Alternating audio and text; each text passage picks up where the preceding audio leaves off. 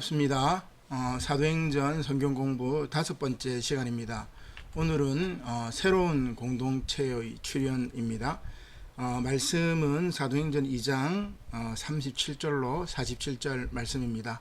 우리 말씀은 생략하도록 하고 바로 들여다보기 들어가 보기부터 시작하도록 하겠습니다. 들어가 보기 두 가지 이야기가 있죠. 하나는 우리 교회의 출발점에 관하여 알고 있는 부분이 있습니까? 그리고 나의 신앙의 첫 출발은 어떠했습니까? 기억나는 대로 소개해 봅시다. 이런 겉보기입니다. 우리 남부산 영호교회가 73년 전에 우리 이 영호동에 처음 이제 세워진 교회죠. 그 당시에는 여기 상황들이 전혀 지금과 달랐던 그런 모습입니다. 그때 이제 복음의 깃발이 이곳에 꼽혀가지고 73년을 이어왔죠. 아마도 4, 50년 이상 신앙생활을 우리 교회에서 신앙생활 하신 분들이 많이 있을 터인데 교회 첫 출발에 관해서 좋은 추억으로 이렇게 남아 있으리라 생각이 됩니다. 두 번째는 내 생활에서 예수 그리스도는 중심입니까? 변두리입니까? 성찰하면서 내 신앙이 어느 정도인지 한번 생각을 해보시길 바랍니다. 그러면 이제 오늘 그 새로운 공동체 출현은 무슨 이야기냐면은 바로 이제 200년 전에 교회가 어떻게 시작되었는가? 73년 전에 영호동에서 우리 남부산 영호교회가 시작이 되었다면 2000년 전에 제일 처음 교회는 어떻게 시작되었나? 그 이야기를 이제 하고 있는 것이지요. 들여다보기입니다. 우리 들여다보기는 본문 말씀을 조금 깊이 있게 본문 말씀에 대한 기본적인 이해라고 할 수 있습니다. 여러분 성경을 한번 펴놓고 한번 같이 답을 달아보도록 하겠습니다. 자, 1번 베드로의 설교를 들은 사람은 어떻게 했습니까? 2장 사도행전 2장 17절부터 36절 그러니까 지난주에 말씀이죠. 베드로의 첫 설교입니다. 사도의 첫 설교였죠. 이 베드로의 설교를 들은 사람들이 어떻게 했습니까? 37절에 보니까 마음에 찔려 어떻게 해야 될 건가? 어떻게 해야 됩니까? 이렇게 물었죠. 베드로에게. 그러자 베드로는 그 사람들에게 어떻게 하라고 했습니까? 38절에 보니까 너희가 회개하여 각각 예수 그리스도의 이름으로 세례를 받고 제사함을 받으라고 이야기를 했습니다. 자, 그 다음에 베드로가 이런 이야기를 합니다. 회개에 따른 성령을 선물로 주신다는 약속을 했는데 이 성령의 선물이 어디 누구에게까지 해당이 되느냐? 39절에 보면 이렇게 나와 있습니다. 너희와, 즉 베드로의 설교를 듣고 있는 이 이스라엘 사람들과 그리고 너희 자녀와 그리고 모든 먼데 사람, 그러니까 이스라엘 밖에 있는 다른 나라 이방인들까지 말하는 거겠죠. 그리고 결국은 핵심은 이겁니다. 하나님이 부르시는 누구든지 성령을 선물로 주신다고 이야기를 하고 있습니다. 하나님의 이제 보편적인 구원이죠. 땅끝까지 복음을 전도해야 될 사명이 우리에게 있고 그 복음을 들은 모든 사람들에게 성령을 선물로 주신다는 그런 말씀이라고 할 수 있습니다. 베드로는 어떤 세대로부터 구원을 받으라고 말을 했을까요? 그리고 이 세대를 어떻게 부릅니까? 패역한 세대. 그래서 이 패역한 세대로부터 구원을 받으라 그런 말씀을 하고 있는 거죠. 오늘 우리 그 새벽기도의 묵상진 말씀에 보면은 이 뭡니까? 골로새서 말씀에 위의 것을 땅의 것을 생각하지 말고 위의 것을 생각하라는 말씀이 있는데 바로 이 패역한 세대로부터 위의 것을 바라보면서 구원을 받으라고 베드로는 우리들에게 이야기를 하고 있습니다. 자, 그 다음에 신도들은 사도의 가르침을 받아서 무엇을 했습니까? 42절 말씀이죠. 서로 교제하고 떡을 떼며 오로지 기도하기를 힘썼다고 이야기를 합니다. 그리고 사도들로부터 어떤 일들이 나타났냐면은 바로 이제 기사와 표적이 나타났죠.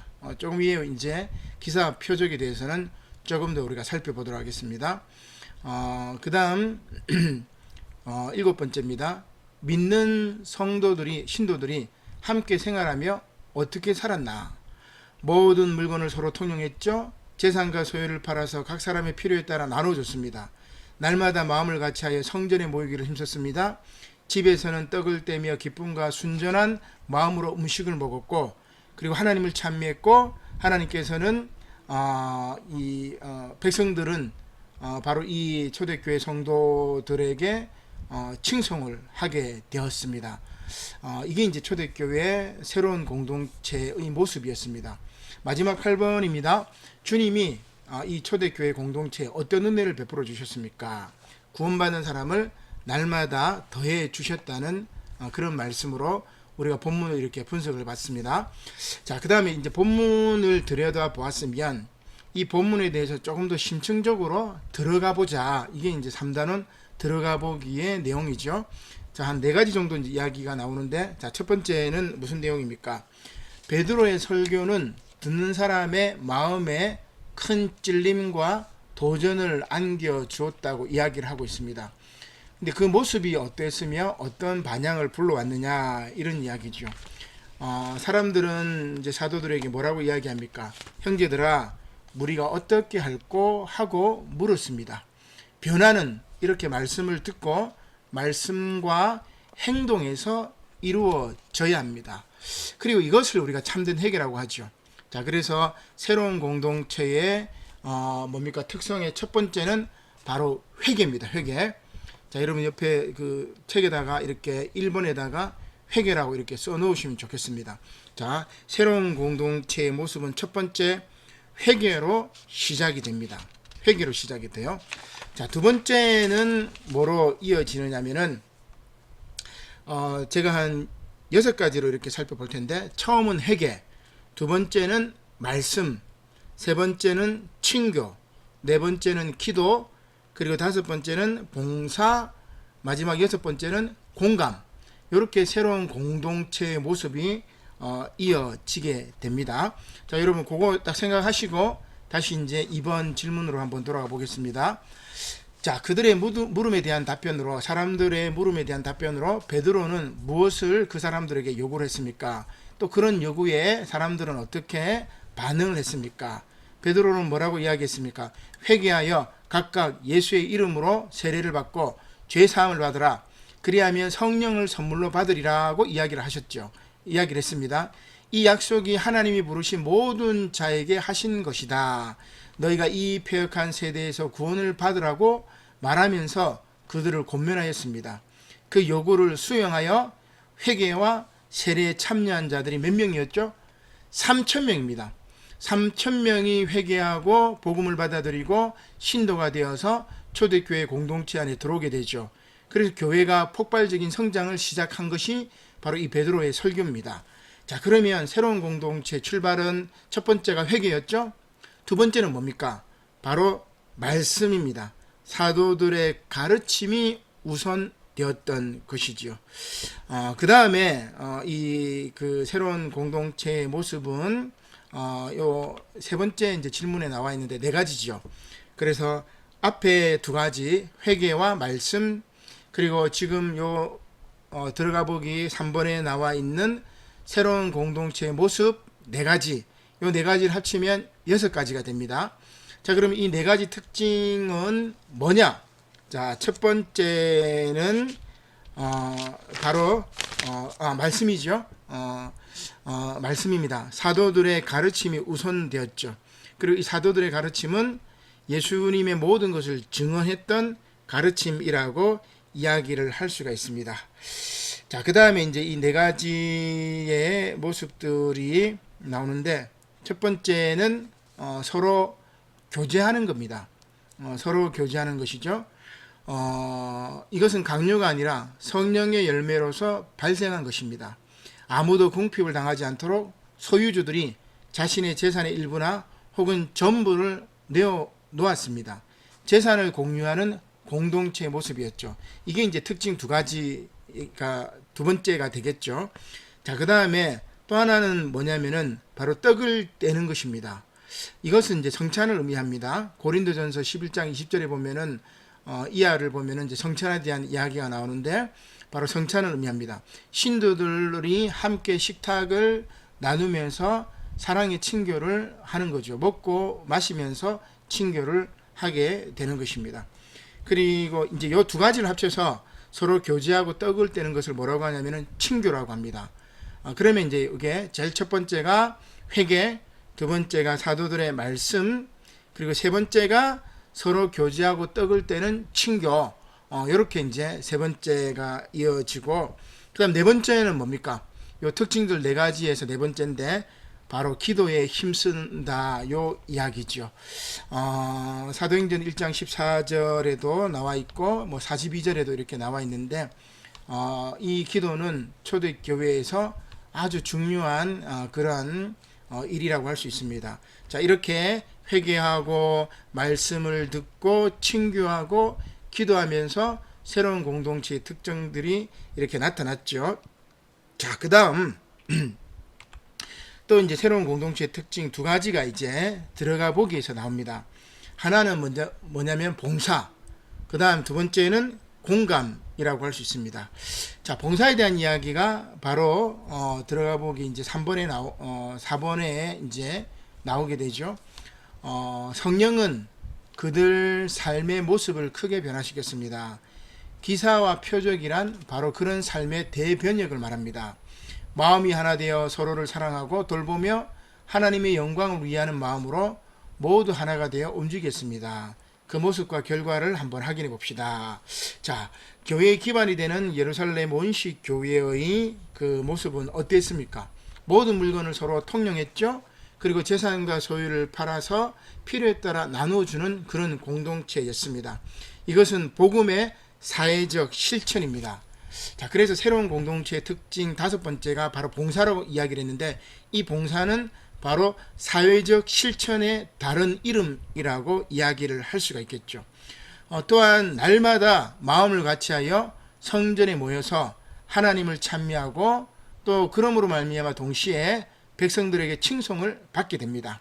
이것은 공동체의 영성이라고 할 수 있습니다. 저는 이것은 이제 공감이라는 말로 이제 표현을 하게 되는데, 바로 이제 서로 함께 마음을 나누고 마음을 함께 하는 것이죠. 이게 공감이 있어야만이 가능하다고 할 수 있습니다. 이게 이제 공감의 영성, 공동체의 영성이라고 이야기를 할 수 있죠. 이렇게 교회 공동체가 마음을 모아 사회적 실천을 베풀 때 나타나는 것이 바로 기사와 표적입니다. 자, 제가 서두에 기사와 표적에 대해서 나중에 다시 말씀드린다고 했는데, 자, 우리는 기사와 표적이라고 이야기를 하면은 대부분 마술과 같은 것, 혹은 기적이나 병고침, 방언이나 신비스러운 것으로만 생각하고 있는데, 원시교회, 초대교회의 기사와 표적은 바로 이러한 복음의 사회적 실천과 공동체의 영성이었습니다. 봉사와 공감이 바로 기사와 표적이라는 것이죠. 그래서 그 봉사하고 사회적 실천을 하고 공감의 영성, 공동체의 영성을 통해서 그 모임이, 그 교회가 하나가 되면은 반드시 기사와 표적, 우리가 알고 있는 신기한 일들, 그죠? 마술과 같은 것, 기적이나 병고침, 방언이나 신비스러운 것들은 따라오게 되어 있습니다. 근데 우리가 놓치고 있는 것이 뭐예요? 부차적으로 따라오는 것이 주가 되어 버렸죠. 오늘날 한국 교회의 대부분의 모습들이 바로 이렇게 부차적으로 따라오는 것을 더 중요시 여기는 그런 문제점이 있습니다. 그러나 정말 중요한 것은 뭡니까?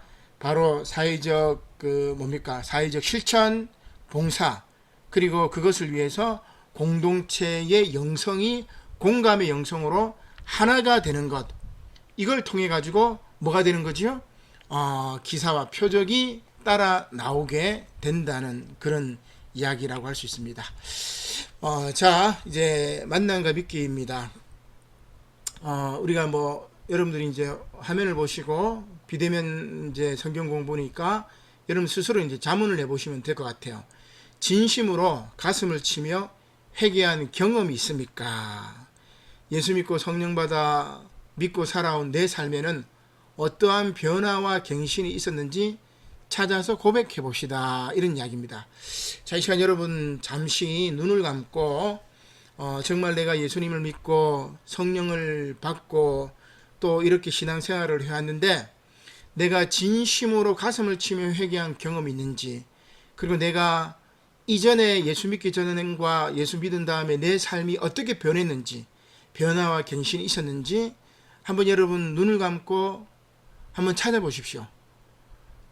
만약에 그러한 모습이 없다면 지금 이 시간 성령께서 여러분들의 마음을 주장하여 주시어서 이전과는 다른 삶, 땅의 것을 바라보는 삶에서 위의 것을 바라보는 삶, 여호와를 앙망하는 삶을 그렇게 살아가야 할 것입니다.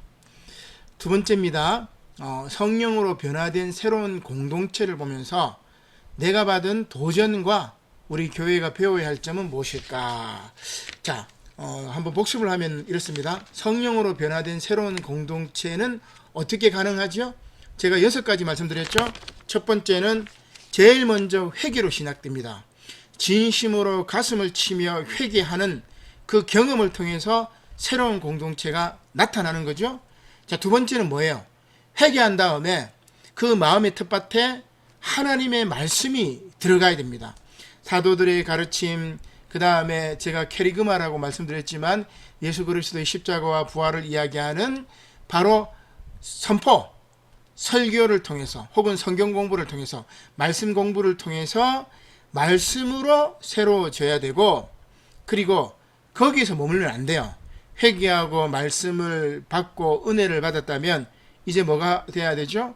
같은 믿는 사람들끼리 서로 친교가 필요합니다. 서로 교제하고, 그리고 떡을 나누고 성찬을 하고, 그리고 뭘 해야 돼요? 함께 모여서 기도하는 것이 필요합니다. 그리고 이제 밖으로 나가서 사회적 실천이 필요하죠. 사회적 실천이 필요하고, 그 다음에 봉사가 필요한 것입니다. 이를 위해서는 뭐가 필요해요? 공동체가 먼저 한마음 한뜻이 돼야 돼요. 그걸 제가 공감이라고 그랬어요. 공동체가 한마음 한뜻이 되면 사람 수는 작아도 돼요. 사람이 2명이든 3명이든 예수 그리스도의 이름으로 모인 곳이 그곳에 하나님 예수님께서 함께 있고, 또 그것이 바로 교회라는 말이에요. 사람 수는 많든지 적든지 중요하지 않습니다. 작아도 그 사람들이 한마음 한뜻이 되어서 사회적 실천을 하고, 또 공감을 하고, 하나님의 말씀을 선포하고, 기도하고, 그리고 친교하고, 그리고 말씀을 전하면 하나님의 놀라운 이적과 표적은 반드시 따라온다는 것이 바로 우리가 성령으로 변화된 새로운 공동체, 즉 초대교회를 통해서 받을 수 있는 귀한 교훈이라고 할 수가 있습니다. 자, 마지막으로 나가기입니다. 자신이 받은 성령의 은사, 성령의 선물은 무엇일까? 여러분들이 은사를 많이 받으실 거예요. 그래서 내가 받은 은사가 뭔지를 이렇게 생각을 하고, 그 은사를 가지고 사회적 실천과 교회 봉사를 하셔야 돼요. 그리고 그 은사에는 위계가 없습니다. 받은 바 은사들이 각각 다르기 때문에 합력하여서 선을 이루는 거죠. 그것을 통해서 그리스도의 몸을 이룹니다. 우리 몸에는 눈이 있고, 코가 있고, 입이 있고, 손이 있고, 발이 있고, 지체들이 다 다르지만 그 지체 가운데 하나라도 없으면 고통을 받는 거죠. 그래서 역할은 다르지만 같은 한 몸이라는 걸 생각하고, 여러분들이 받은 은사, 그 성령의 선물을 잘 활용하고 그렇게 사회적 실천과 봉사를 하시길 바랍니다. 자, 이렇게 우리 5가 새로운 공동체의 출현을 보았는데, 다시 초대 교회로 돌아가는, 그래서 오늘 우리 우리 이 성경 공부 책 제목처럼 다시 처음으로 돌아가는 저와 여러분들이 되시기를 주님의 이름으로 간절히 축원합니다. 아멘. 기도드리겠습니다. 고마우신 하나님, 감사를 드립니다.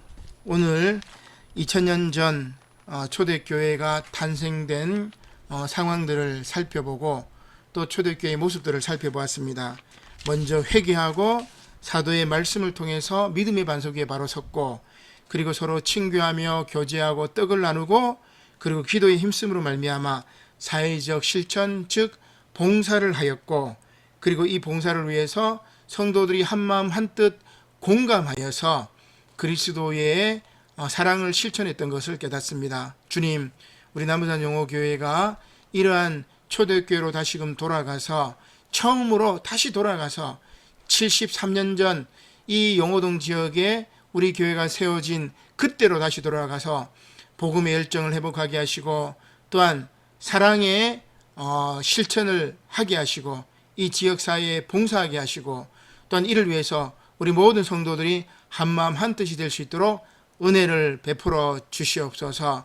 주님, 특별히 코로나 위기가 4차 대유행이 계속되고 있습니다. 속히 이 유행이 꺾이도록 하시고, 떠나보자 하나님, 백신 맞을 때 모두들 안전하게 하시고, 떠나보자 하나님, 이를 통해서 이 코로나 위기를 잘 극복할 수 있도록 인도하여 주시옵소서.